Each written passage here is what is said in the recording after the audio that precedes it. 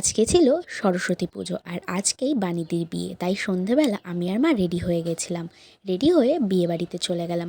তারপর বাণীদির সঙ্গে একটু ছবি তুলে নিয়ে কফি খেয়ে নিয়ে তারপরে আমরা ঘুরে বেড়াচ্ছিলাম। কেউ তো আর জীবনে গোলাপ দিল না, তাই একটা বুনো মাথায় গোলাপ ফুল গুজবে সেই গোলাপ নিয়েই একটু দুঃখে কষ্টে ভিডিও করে নিলাম। তারপরে তো বর চলে এসেছিলো। বরকে গাড়ি থেকে নামিয়ে কোলে করে যেখানে বরণ করা হবে সেই পর্যন্ত নিয়ে আসা হলো। তারপরে বরকে বরণ করে নিল। তারপরে যেটা স্বাভাবিক হয়ে থাকে গেট ধরা সেইটাই হচ্ছিল। বাট এখানে সেরকম একটা ভালো লাইট ছিল না, যার জন্য আমি ভিডিওটা করতে পারিনি। বাট ভালোই এনজয় হয়েছিল, জামাইবাবু কিন্তু টাকাও দিয়েছিল। তারপরে বর চলে এসেছিলো মণ্ডপে বিয়ে করবে বলে, আর এদিকে বাণী দিদি ততক্ষণে বাইরে থেকে ঘরের মধ্যে চলে এসেছিল। তারপর আমরা সবাই এদিকে ওদিক ঘোরাঘুরি করে নিলাম। অনেকটাই রাত হয়ে গেছিলো বলে খেতে বসে গেছিলাম। আজকে কী কী মেনুতে ছিল তোমাদেরকে দেখিয়ে নিলাম। খেয়ে দিয়ে তারপর আমরা চলে গেছিলাম বিয়ে দেখতে। তখন কিন্তু সিঁদুরদান হয়ে পারেনি। বলতে বলতে দেখো সিঁদুরদানও শুরু হয়ে গেল।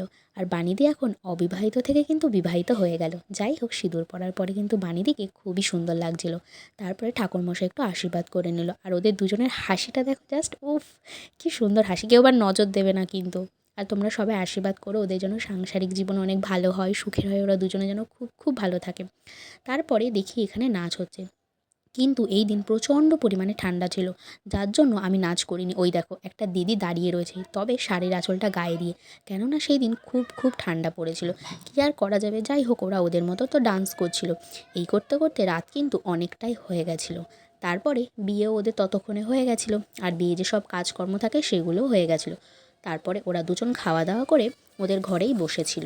তারপরে আমরা নাচ টাচ দেখে টেকে নিয়ে কিছুক্ষণ বাইরে বসেছিলাম। আমার আর মার কোনো মতেই ভালো লাগছিল না। তারপর আমরা চলে গেছিলাম বাণী দিদি আর জামাইবাবুর কাছে। গিয়ে ওদের দুজনের সাথে একটু ছবি ভিডিও করে নিলাম। এবার তো বাণী দিদি চলে যাওয়ার পালা। তার জন্য বাণী দিদি ওর মায়ের কোলে বসে পড়েছিল। তারপরে চাল দিয়ে কিছু একটা রিচুয়ালস আছে সেটাই করছিল। তার মধ্যে ও যেহেতু সারাদিন না খেয়েছিল, তাই ও না হঠাৎ করে সেন্সলেস হয়ে গেছিলো। যাই হোক, ওকে তো নানা রকমভাবে জাগানোর চেষ্টা করা হচ্ছে। ওর না দাঁতে দাঁতও লেগে গেছিলো। কী আর করা যাবে, ওকে তো যেতেই হবে। ও প্রচণ্ড পরিমাণে কান্নাকাটি করছিল, মানে কোনোভাবেই বম্মাকে ছাড়তে চাইছিল না, কিন্তু ওকে তো নিয়ে যেতেই হবে, আর ওকে তো যেতেই হবে। যাই হোক, ওর বন্ধু বান্ধবীরা অনেকেই ছিল, তারাই একটু জোর জবরদস্তি করে ওকে নিয়ে যাচ্ছিলো।